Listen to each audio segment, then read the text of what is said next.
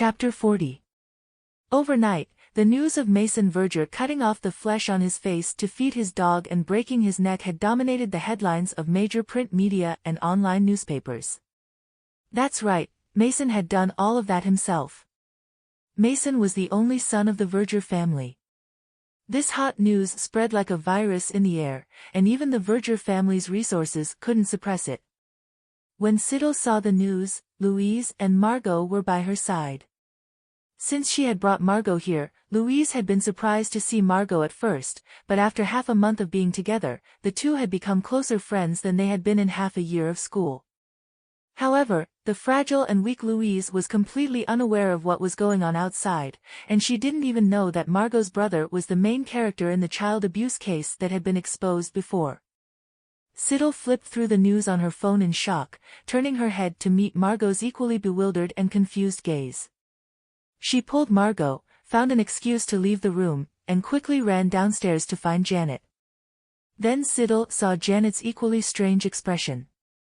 "Hello girls." Janet didn't seem surprised to see the two of them. She raised her eyebrows. "I know what you want to ask." The woman pondered for a moment and then said, "This morning, the Verger family sued Hannibal Lecter for intentional injury. He was also the court-appointed psychologist for Mason.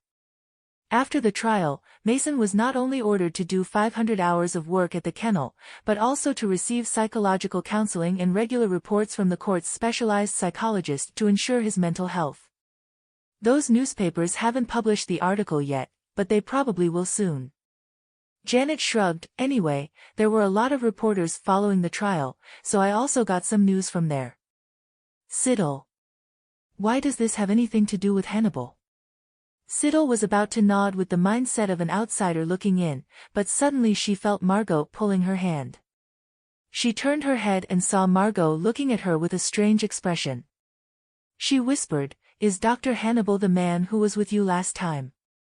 Margot still remembered that man. Siddle caught a glimpse of Margot's surprised and admiring gaze as if she was looking at a supreme being. She silently tried to pull her hand back. "Don't think too much, it wasn't me, I didn't do it." "She wasn't Hannibal's accomplice?" Janet asked with a strange expression. "Have you seen the condition of Mason's injury in the newspaper?" Siddle and Margot nodded in unison. Facing the two little yellow heads moving at the same time, Janet just wanted to laugh. Clearing her throat, she knew that the two children in front of her were very mature, so she simply said, "What the press described is not specific, to be exact." Mason's facial muscles were completely destroyed, Janet said. If you remove the bandage on his face, there will only be a skeleton with human facial features left, and his upper teeth will still be intact." Siddle. Janet continued, "This is one of the pieces of evidence that Hannibal had hurt him that Mason presented at the trial." Siddle couldn't help but interject, "Then, was it really Hannibal who did it? If Hannibal really did it, then why did he do it? Could it be because of her?" Thinking of this possibility, Siddle felt terrified, her pupils constricted in fear. But how could Hannibal commit such a blatant crime? Sure enough, Janet glanced at her and quietly replied, "No. The crime scene investigation report and Mason's indictment, a form of criminal procedure, the victim files a lawsuit with the prosecutor, said this." Janet's expression was as if she was speechless. "He cut his own face." Siddle. She turned her head in confusion and met Margot's equally bewildered gaze. Siddle, "I don't understand. JPG. Margot, "I don't understand either. JGP.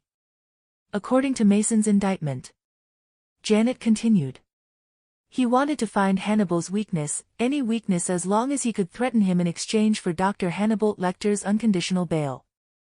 Siddle was silent. Threatening Hannibal? Suddenly, she understood more about Mason. Not only did this man dare to do anything, he even put himself on the death row. This was a man that even Siddle didn't dare to touch.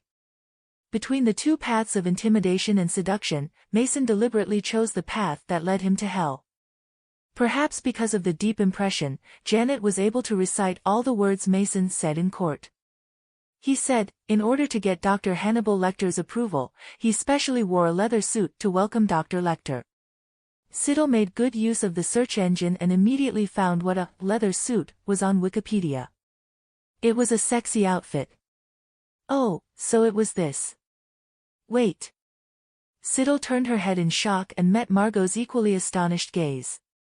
Siddle whispered, "Has Mason's brain been damaged by me?" Margot also whispered, "I don't know either." She wanted to say that at least Mason looked the same that night, or was this his true personality? Was he just releasing his nature now because he was actually LGBT? Margot was extremely confused. This was the first time she felt that she still didn't understand this brother. Janet looked at the two girls whispering to each other, her red lips slightly raised. "Girls, be quiet, I haven't finished talking yet." Mason said, he didn't do that because he had any strange hobbies. After inviting Dr. Hannibal Lecter into the house, he showed Dr. Lecter, a noose. What is it again? Siddle looked at Janet expectantly, waiting for her to explain. The woman's face twisted slightly, as if she was having a hard time explaining, saying, "You can understand, as an item used to fulfill a special hobby." Siddle, I see. Adult toys. Wait, then Mason was in front of Hannibal. Siddle initially thought that what happened to Mason was quite refreshing, but why did this story sound more and more like a horror story the more she listened to it? Janet's expression froze for a moment. Ah. Then Mason started masturbating in front of Hannibal. Siddle seemed to know it and continued speaking. Up until now, she had experienced too many complicated situations to the point of being numb, to the point of her mind being as clear as a mirror. "Janet, that's true, but according to what he said, it was Hannibal who seduced him."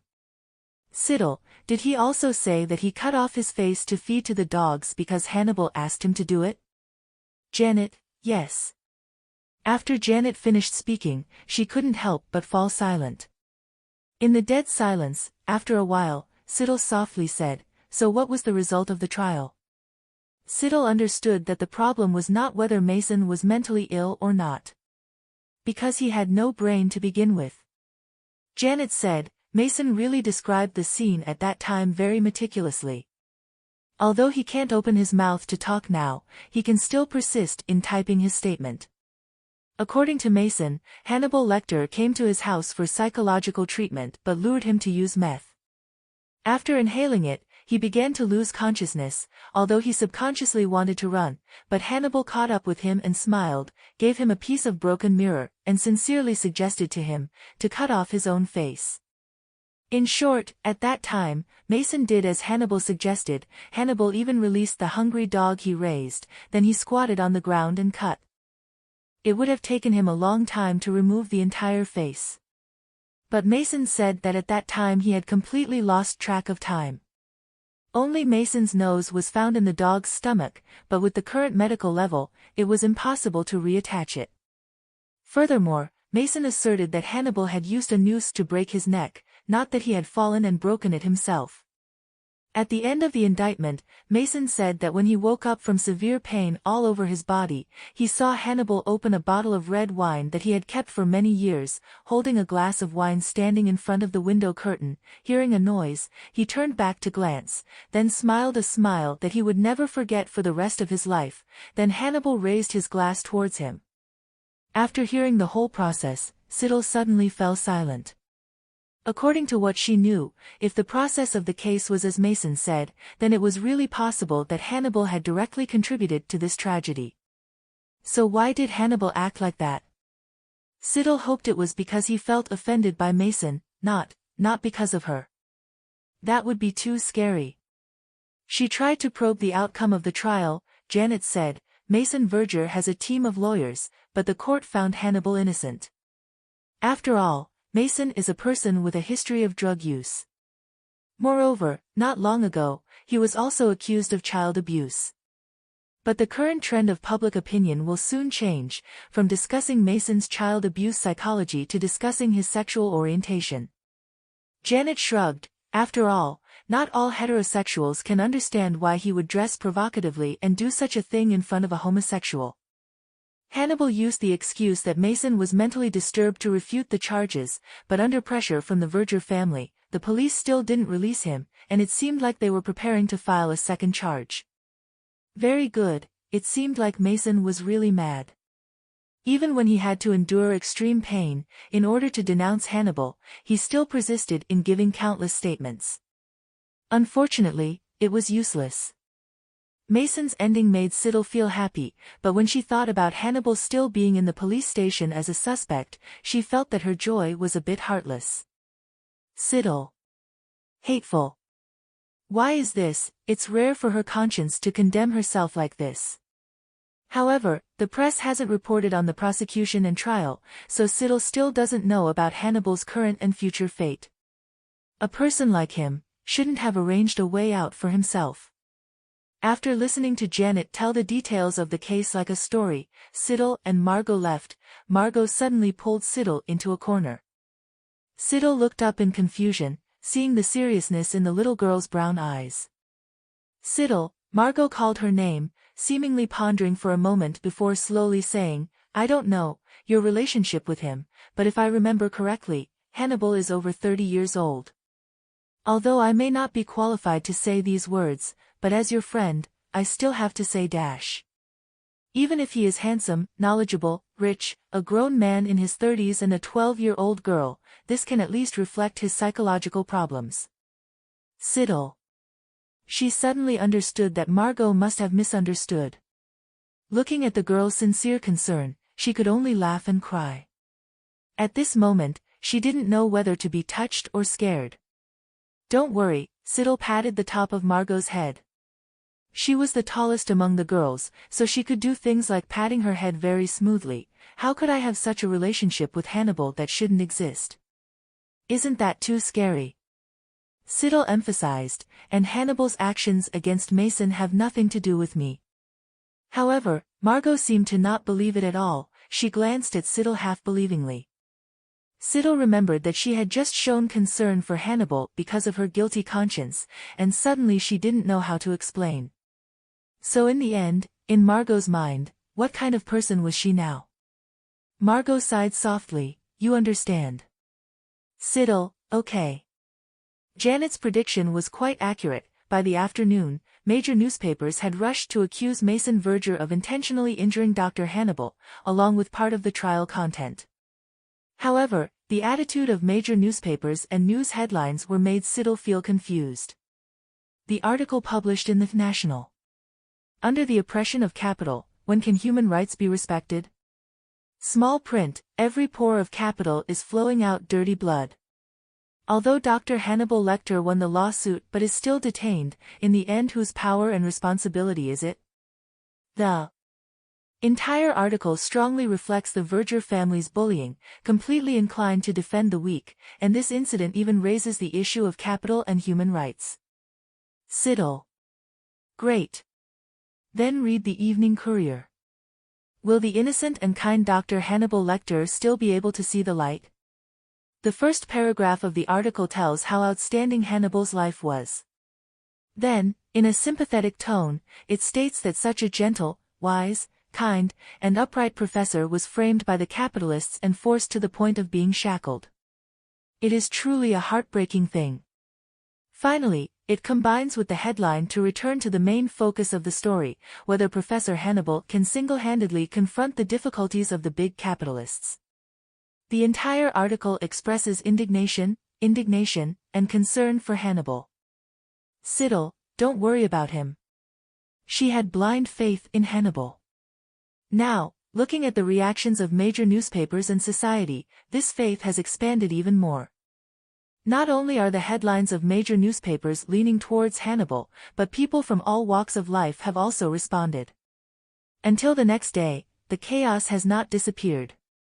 Among them, the most violent reaction came from the students of the University of Massachusetts.